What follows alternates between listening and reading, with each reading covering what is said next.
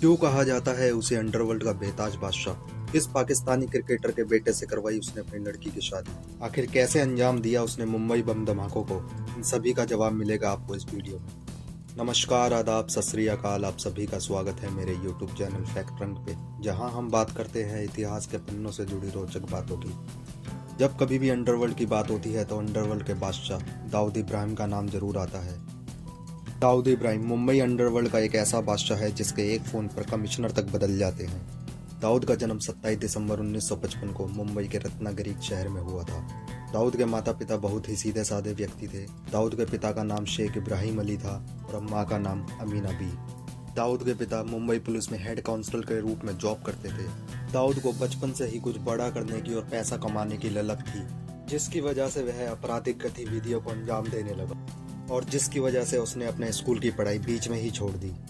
दाऊद बचपन में ही शराब पीने और नशे करने जैसी आदतों का शिकार बन चुका था। यही नहीं, वह अपने इन शौकों को पूरा करने के लिए छोटी उम्र से ही आपराधिक गतिविधियों को अंजाम देने लगा। वह लूटपाट, डकैती, ड्रग सप्लाई जैसी गतिविधियां करने लगा। दाऊद का नाम भारतीय अभिनेत्री मंदाकिनी से भी जुड़ चुका है। इन दोनों के शादी करने तक की खबरें मीडिया में आई थी। दाऊद के घर वालों ने दाऊद की आपराधिक गतिविधियों को देखते हुए और उससे परेशान होते हुए उसकी शादी महजबीन उर्फ जरीन नाम की लड़की से करवा दी। शादी के बाद दाऊद को 3 बेटियां हुई, महरीन, मारूक और मारिया। उसके बाद उसे एक मोइन नाम का बेटा भी हुआ और मोइन के जन्म के बाद उसकी सबसे छोटी बेटी मारिया की मौत हो गई।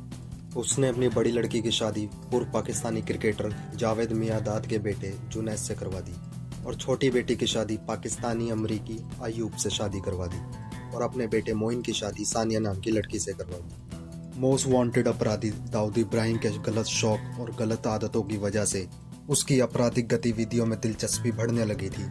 सबसे पहले उसने एक बिजनेसमैन के साथ लूटपाट कर अपनी पहली आपराधिक गतिविधि को अंजाम दिया। हालांकि उसके बाद उसे जेल भी जाना पड़ा, लेकिन जेल में जाने के बाद दाऊद और भी ज्यादा ताकतवर हो गया। जेल में रहने के दौरान वह अंडरवर्ल्ड डॉन करीम लाला की गैंग से जुड़ गया और क्रिमिनल गतिविधियों को अंजाम देने लगा। लेकिन इसके बाद उसने अपने भाई के साथ मिलकर अपनी एक अलग क्राइम गैंग बना ली। दाऊद को 1980 के दशक से पहले कोई खासा पहचान नहीं मिली थी, लेकिन इसके बाद इसका नाम मुंबई अपराध जगत में तेजी से उभरा।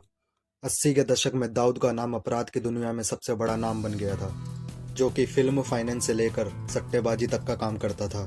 दाऊद की आपराधिक गतिविधियां इतनी बढ़ गई थी कि वह लोगों को डरा धमकाकर उनसे फिरौतियां वसूल करने लगा, जिसकी वजह से वह मुंबई पुलिस की नज़रों में एक अपराधी के रूप में चढ़ गया और अपने गुनाहों के लिए उसे कई बार जेल भी जाना पड़ा। लेकिन हर बार वह जेल से छूट जाता और हर बार एक नई जुर्म को अंजाम देता। यहाँ तक कि मुंबई के लोग उससे खौफ खाने लगे थे और वह लोगों को डरा धमकाकर उनसे करोड़ों रुपए ऐंठन का काम करता। इन सब के लिए वह बार बार जेल जाता, बार बार बाहर आता, लेकिन साल 1990 में वह यहाँ से भागकर दुबई चला गया। इसी दौरान उसकी मुलाकात एक दूसरे डॉन छोटे राजन से हुई। दोनों मिलकर भारत के बाहर काम करने लगे और आपराधिक गतिविधियों को अंजाम देने लगे। वह विदेश में बैठे बैठे आतंकी संगठनों और अपनी गैंग की मदद से भारत में आपराधिक गतिविधियों को अंजाम देता रहा। 12 मार्च 1993 यह मुंबई के लिए वह काला दिन था जब अलग अलग जगह पे बम विस्फोट हुए, जिसमें करीब 257 लोगों की मौत हुई और 700 के करीब लोग घायल हो गए। इसके बाद पुलिस की जांच में मुंबई बम धमाकों में दाऊद का नाम मास्टरमाइंड के रूप में उभरा, जिसके बाद वह अंडरवर्ल्ड का सबसे बड़ा और इंडिया का मोस्ट वांटेड डॉन बन गया। हालांकि इस बम धमाके से दाऊद और छोटे राजन की दोस्ती में दरार पड़ गई और दोनों की दोस्ती दुश्मनी में बदल गई। फिर वह दोनों अलग हो गए। उसके बाद दाऊद पाकिस्तान चला गया, लेकिन वहां कराची में रहकर भारत के खिलाफ अपना जुर्म जारी रखा। इसके बाद भारत की खुफिया एजेंसियों ने दाऊद की बेटी की शादी के रिसेप्शन में दाऊद को मारने का प्लान बनाया, लेकिन प्लान लीक होने की वजह से वह वहां से बच निकला और फिर समय समय पर दाऊद को भारत लाने की मांग उठती रही। भारत सरकार पाकिस्तान पर दबाव बनाती रही, लेकिन दाऊद अपना ठिकाना बदलता रहा और अभी तक नहीं पकड़ा गया। आज भी वह भारत का मोस्ट वांटेड अपराधी है। कई किताब और रिपोर्ट्स के मुताबिक दाऊद ने 13 बार अपनी पहचान बदलकर अपने अपराधों को अंजाम दिया है। उसके बारे में यह भी कहा जाता है कि पुलिस के शिकंजे से बचने के लिए उसने कई बार अपनी चेहरे की सर्जरी भी करवाई है। इसके अलावा उसके बारे में यह भी खबरें हैं कि वह पाकिस्तान में शेख दाऊद हसन के नाम से रह रहा है। उसे लोग डेविड भाई हाजी साहब के नाम से भी जानते हैं। इसके अलावा दाऊद के अलग अलग ठिकाने होने का दावा किया गया है और उसके पास 4 अलग अलग पासपोर्ट होने के भी दावा किया गया है। अपराध की दुनिया का सबसे बड़ा नाम दाऊद के ऊपर कई फिल्में भी बन चुकी हैं। जैसे D company, black Friday, shoot out at Lokhandwala और once upon a time in Mumbai. साल 1993 में हुए मुंबई के भयानक बम धमाकों में दाऊद का ही हाथ माना जाता है, जिसमें करीब 300 लोगों की मौत और 700 के करीब लोग घायल हुए थे।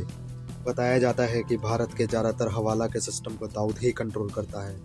कुछ खुफिया एजेंसियों का दावा है कि दाऊद के संबंध ओसामा बिन लादेन से भी थे। साल 2003 में दाऊद को भारत और अमेरिकी सरकार द्वारा ग्लोबल टेररिस्ट का नाम दिया गया है। अगर आपको यह जानकारी पसंद आई हो तो मेरे वीडियो को लाइक करें, कमेंट करें और सब्सक्राइब करें। धन्यवाद।